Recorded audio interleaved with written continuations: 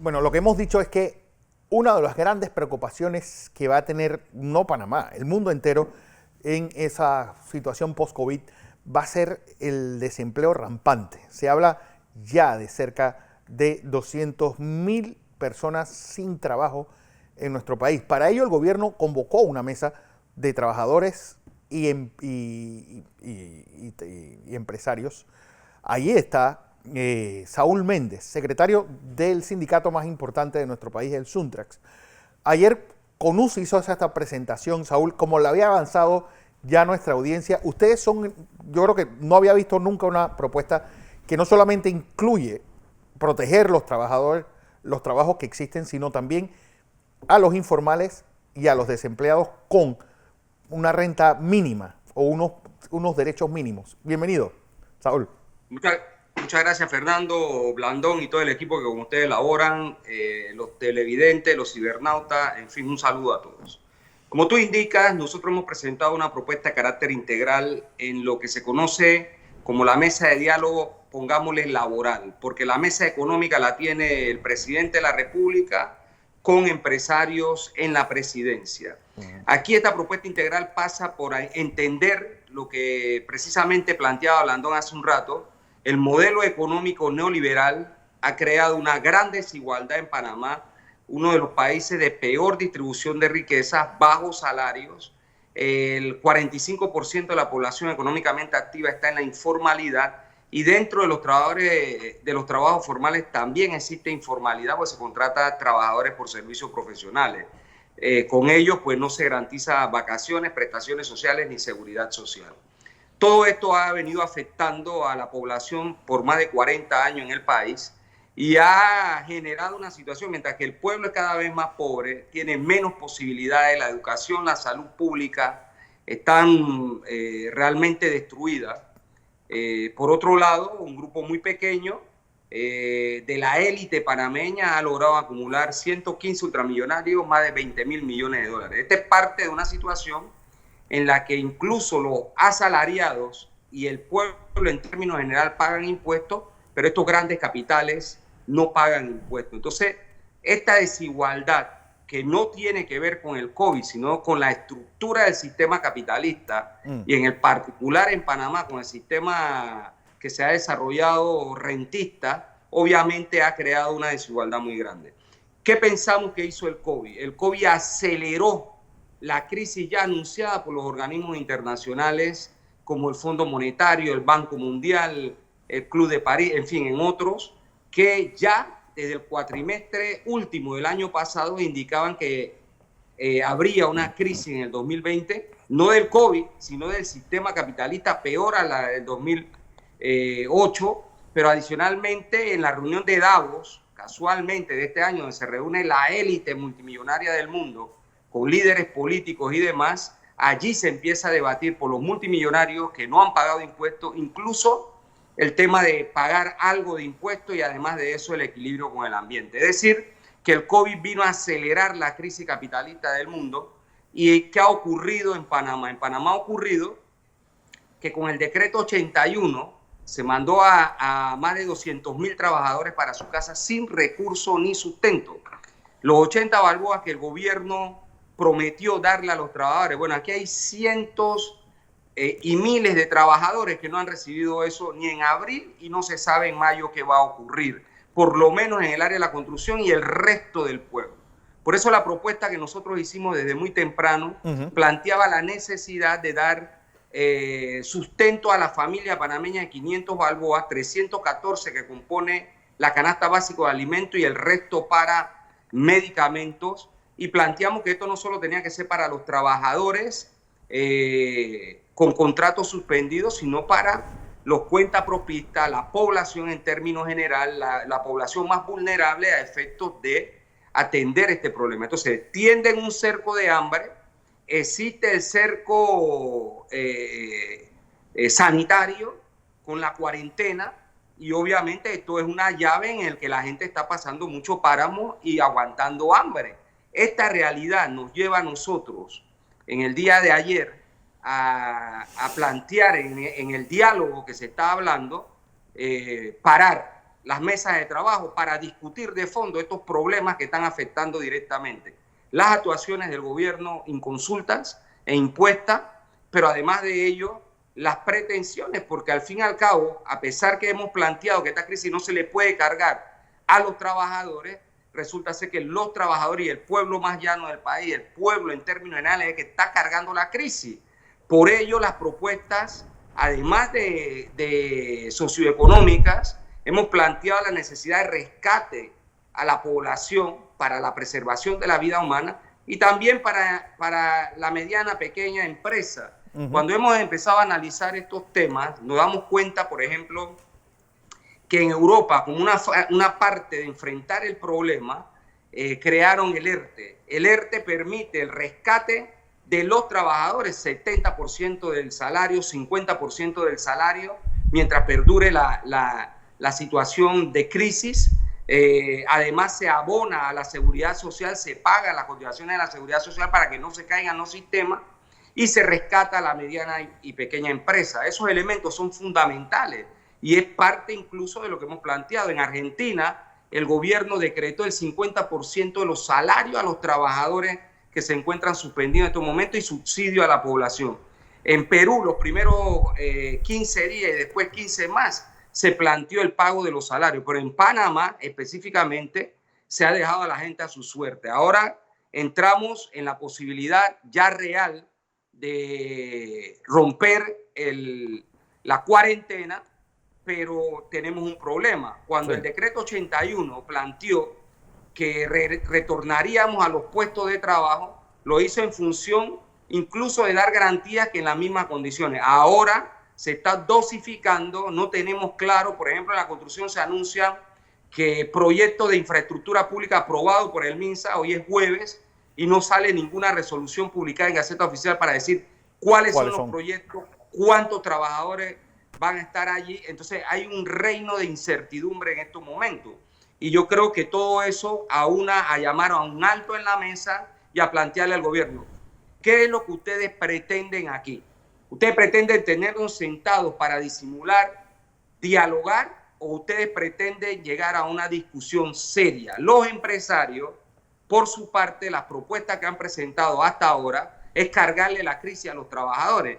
En la propuesta de ellos es flexibilización a la legislación laboral, crear, según ellos, entre comillas, nuevas formas de contrataciones por COVID, y eso no sirve de nada. Aquí necesitamos generar empleo de calidad decente, con salario justo, para que la población pueda empezar a trabajar, pueda cotizar a la Caja del Seguro Social, que esto está vinculado, y obviamente podamos entre todos salir de esta crisis. Pero pretender que la crisis la siga cargando el pueblo, que ya ha puesto una alta cuota de sacrificio, es realmente una situación injusta.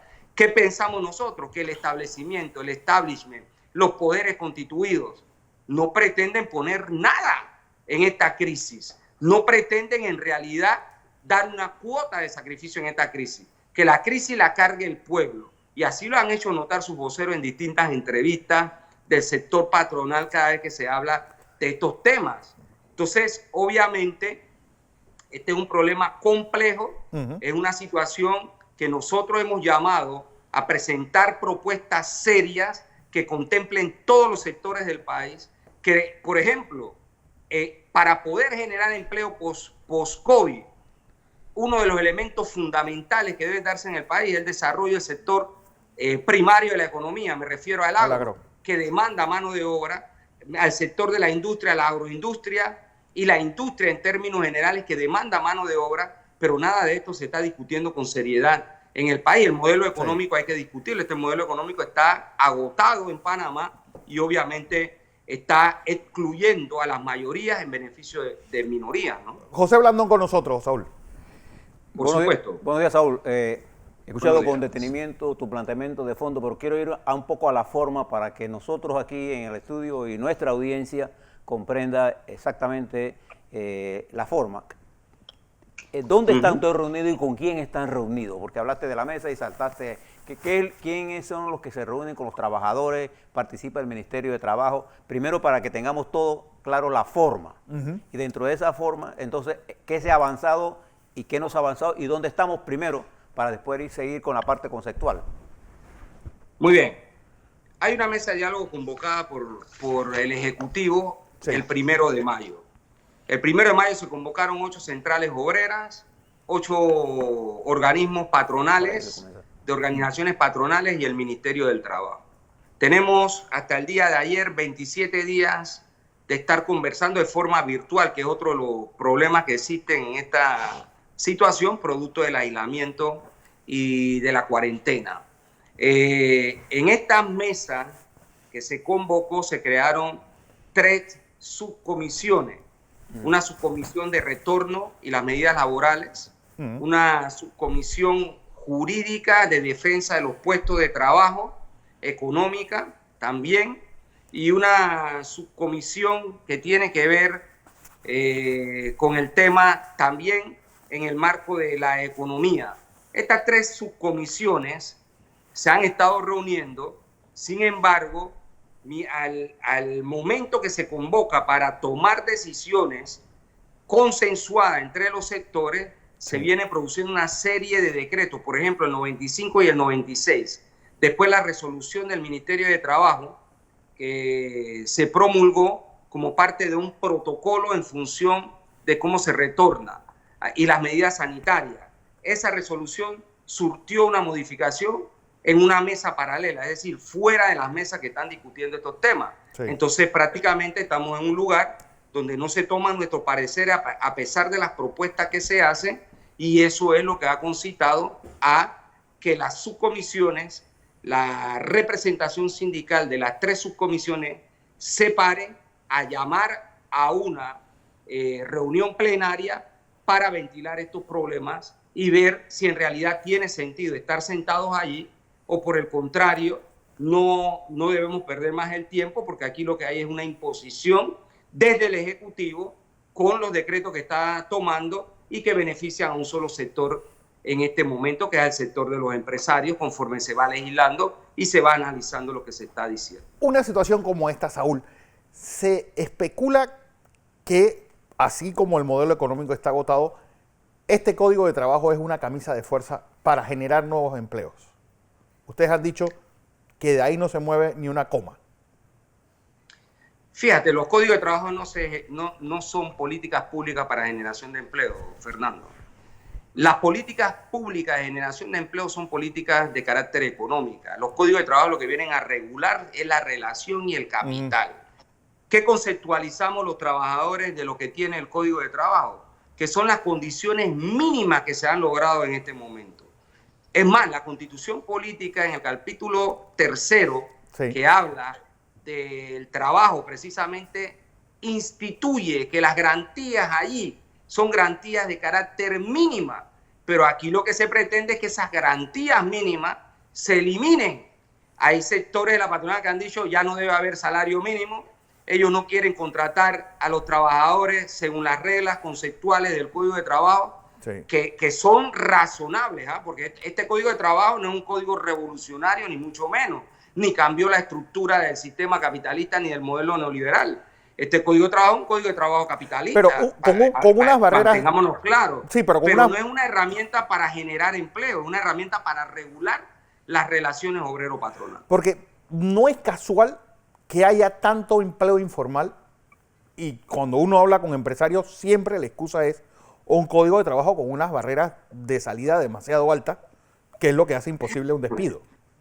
Ese es un chiste, Fernando, y te explico por qué. A ver, si desde el punto de vista estructural el modelo económico panameño se basó en el sector terciario de la economía, sí, el sector terciario de la economía no puede generar todos los empleos que requieren los países. Es más, en Panamá no existe un plan nacional de desarrollo que concatene la vida nacional en equilibrio con el desarrollo humano, en equilibrio con la naturaleza y en equilibrio con la economía. No existe eso. Aquí hay una explotación absurda, tanto de los recursos naturales y minerales, hay una acumulación absurda.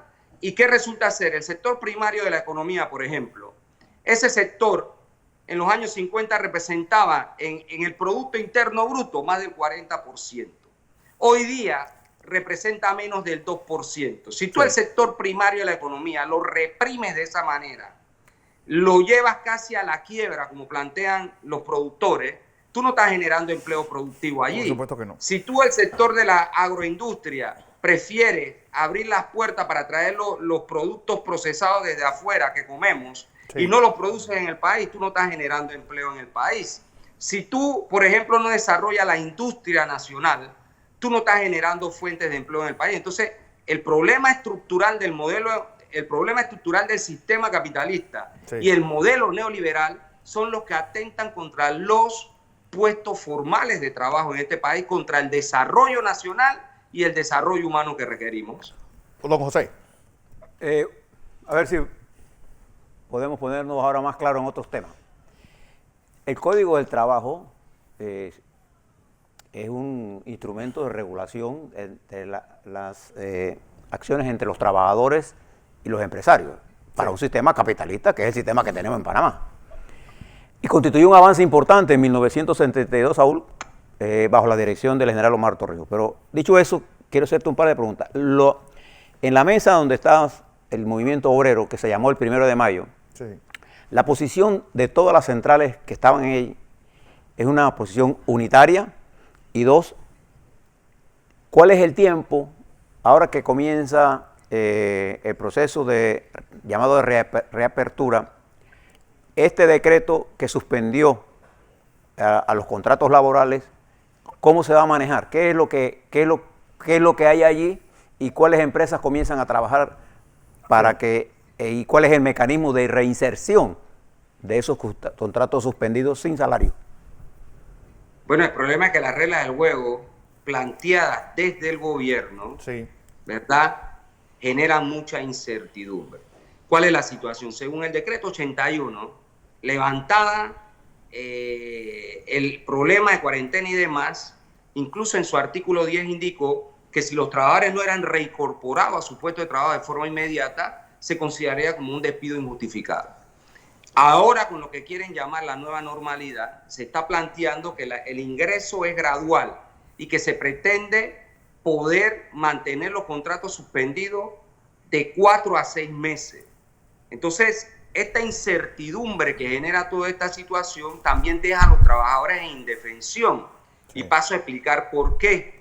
El propio decreto 81 estableció como parte de la norma que cuando las empresas solicitaban la suspensión temporal de los contratos de trabajo, eso se tramitaría conforme al artículo 203 del Código, que dice que cuando los trabajadores están organizados deben darle traslado a los sindicatos, cuando los trabajadores no están organizados deben darle traslado a los trabajadores. Este procedimiento no se cumplió y resulta ser que prácticamente los trabajadores están en indefensión. Y este problema de la gradualidad incluso se plantea en parte de la normativa generada que tienen contradicciones entre una y otra. Y en el derecho del trabajo, cuando una norma o dos de ellas regulan una misma materia, tiene que interpretarse la más favorable a los trabajadores. ¿Qué significa esto? Que hay una serie de contradicciones en medio de este problema que incluso al Ministerio del Trabajo, al no darle posibilidad a los sindicatos, a los trabajadores organizados, a los trabajadores no organizados, de poder defenderse, nos dejan en una situación prácticamente que no se sabe para dónde van. En estos momentos los trabajadores están a merced de lo que quieran hacer los empresarios o de lo que las disposiciones de los decretos establezcan sin que se tome parecer de una manera u otra. Y ese es parte del problema. Esto que yo estoy diciendo en estos momentos no es lo que se está discutiendo en la mesa. Sí. Cuando te promulgan un decreto como el 95 o el 96, lo que te dicen las autoridades, bueno, es que el tiempo hay que acelerarlo, nosotros estamos gobernando, no podemos dejar de gobernar, y ellos van tomando sus decisiones. Entonces tú te preguntas, bueno, ¿y qué tú haces aquí? Porque ese es parte del problema que estamos teniendo. Igual, la gradualidad conforme a la reincorporación, las medidas de seguridad en los centros de trabajo y de bioseguridad. Por un lado, se promulgan resoluciones del Ministerio de Trabajo. Los empresarios se quejan y en una mesa aparte, Ministerio de Trabajo y empresarios deciden reformular las medidas de bioseguridad y de seguridad, flexibilizándolas a que puedan implementarlas dentro de los 4 meses. Eso pone en riesgo la vida de los trabajadores, de los propios empresarios y de los clientes que vayan a ir a las empresas a hacer sus trámites, cualquiera sea la actividad económica que se está desarrollando. Entonces, ese es parte de los graves problemas que tenemos. Decía hace un rato, en la construcción se anuncian proyectos, en términos generales se abre el segundo bloque, hoy es jueves y nadie sabe cuáles son los proyectos. Nadie sabe en estos momentos qué decisión toma el Ministerio de Salud en torno a este tema. Sí. Yo no sé si nos van a sorprender, como ocurrió recientemente en la conferencia de prensa, donde simplemente dice, bueno, se abre el bloque 2 el 1, no hay más cuarentena, todo el mundo salga a la calle, pero no se sabe qué proyecto concretamente y en qué condiciones se van a abrir los mismos. Entonces, ¿cuál es la decisión de la dirigencia de Suntra? Bueno, vamos para los proyectos a partir del lunes, la Junta Directiva, los funcionarios, los trabajadores que llegan a los proyectos a organizarnos para enfrentar este tema. Hemos mandado una nota a la ministra de Trabajo porque en el acuerdo firmado, el último que se hizo con la CAPAC, el Ministerio de Trabajo y el Suntra, si esto se prolongaba, como en efecto se prolongó, por ejemplo, la suspensión de los contratos de trabajo en la construcción, que es parte de la contradicción, se prolonga hasta 15 días más en un decreto y después te dicen, no, vamos a abrir el segundo bloque con un grupo de proyectos que no se sabe cuáles son, es parte de los problemas que estamos teniendo en estos momentos, Blandón, y que hace muy difícil tener precisiones de cómo atender toda esta situación. Bueno, Saúl Méndez, gracias por tu tiempo. Y gracias por la oportunidad una vez más. Siempre. Fernando, es importante estos elementos que estamos denunciando en este momento. Agradecer el espacio y el Suntra, pues las oficinas se mantendrán cerradas, pero los dirigentes iremos para los proyectos para poder ver cómo ordenamos junto a los empresarios la situación concreta del área de la construcción, pero el resto del pueblo panameño y de los trabajadores, los que no están organizados no tienen esta posibilidad. Entonces, es parte de los problemas que tenemos. Gracias. Saúl Méndez, secretario general de el Suntrax.